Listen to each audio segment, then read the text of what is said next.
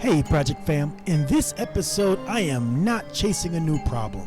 I'm just taking some time to clean up the car and kind of explain how I'm approaching this build. And I want to be clear and upfront, this is just a hobby. I have a regular schmegular 9 to 5 that has nothing to do with this automotive stuff.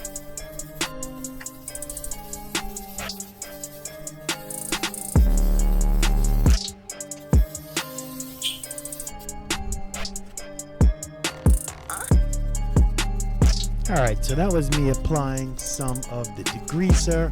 I ran out of that small can, so let's try a bigger can. I actually like this one because it's got a little lemon fragrance.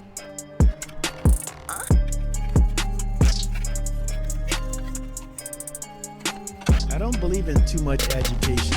I'll do a little bit, but I expect the degreaser to do most of the work and the hose to do the rest. I'm just saying.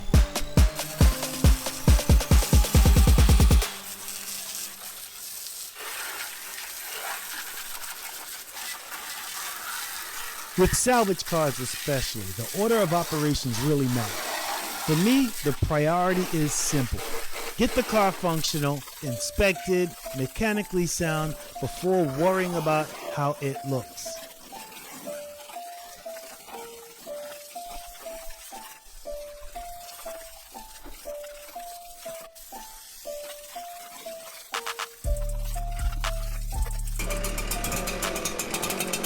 Yo, these leaf blowers are the bomb. Okay, I've got an oversized backpack blower, and I can really blow the engine with that car, but you don't want to blow it too hard because you don't want to blow off any wires and cause a bigger problem.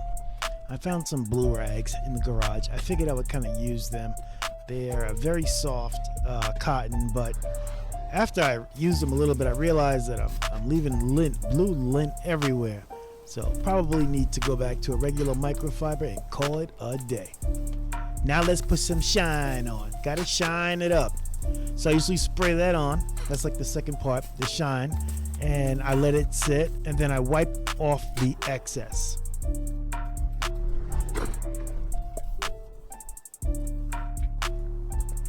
Yeah, this stuff is pretty good. That's part 2. Part 1 is a degreaser. There it is. Part 1 is the engine degreaser. Part 2 is the shine. Cleaning the engine bay isn't just cosmetic. It's kind of part of the whole diagnostic process. Once everything is clean, it's a lot easier to spot leaks and problems.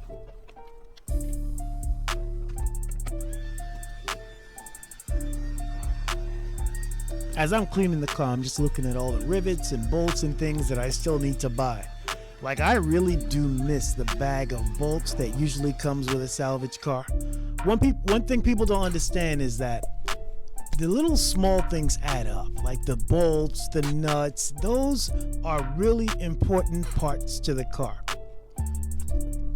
I was just lucky on this build that I didn't have to replace all these wiring harnesses too. This came out really nice. I mean, it's not perfect because, yeah, if you really want it perfect, you got to get little detail brushes and you got to do a detailed job. That wasn't my goal. All right, this is my fun part. If you don't have yourself one of these foam cannons, you don't know what you're missing. You don't know what you missed. Check that out. Look at that. Yeah, I wish I could paint a car that good.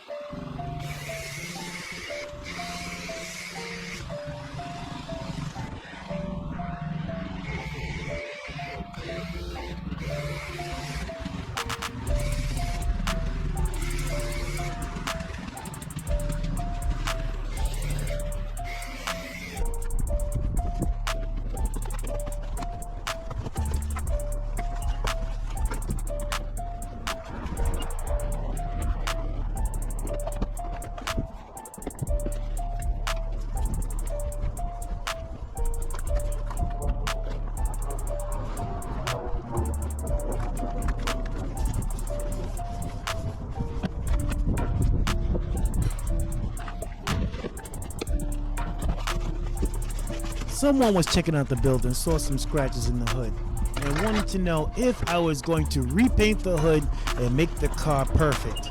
Nah, I'm not trying to do that right now. I'm trying to get everything kind of functional first. I need to get it inspected. The cosmetic stuff can always come later.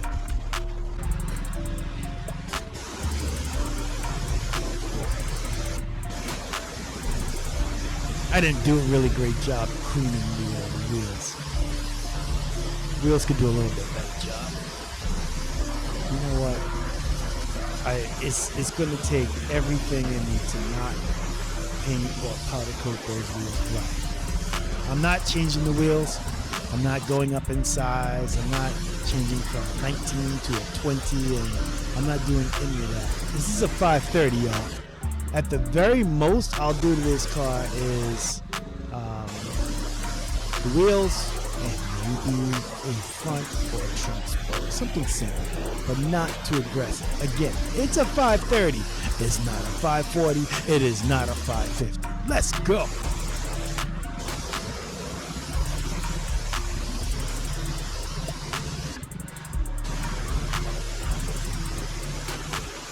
And no, I'm not going to debadge this car. We don't do that. Debadge? Oh no. We're going to keep the badge on. I have one of my cars, the badge is actually breaking. And I should take it off, but, you know, I'm not going to debadge it. We'll keep it on. What is it? Yo, it's a 530.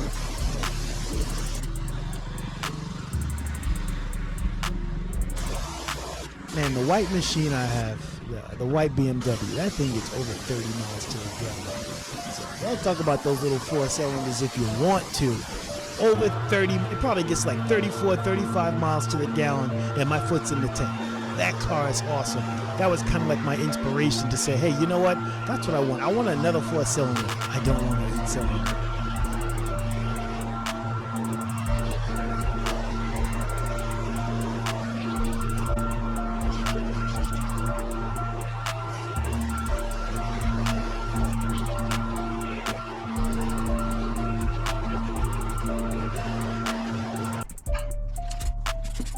People ask, is it possible to make some money off flipping cars, especially in New York? Technically, yes. Realistically, it's kind of tough. The cost, the time, the inspections, the storage, those margins disappear real quick. If you're watching this and you're flipping cars in New York City, let me know. Is it worth it? Put it in the chat. Let me see what you got.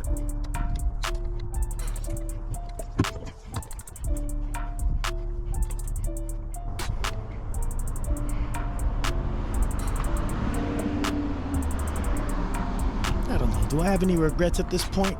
Absolutely not. If I could choose a different car, would I?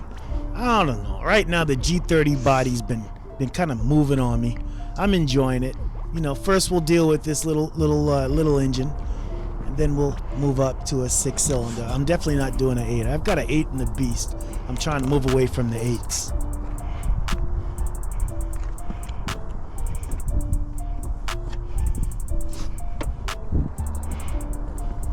And y'all know it's cold outside, so I'm not really trying to rush this process.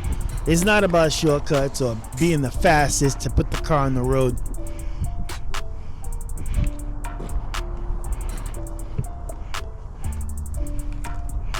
I mean, if you like my style, a methodical, how should I put it? Methodical, affordable build, kind of DIYer on weekends and sometimes during the week, man, subscribe, follow, share with some friends, throw a comment every now and then. Not too much, just every now and then.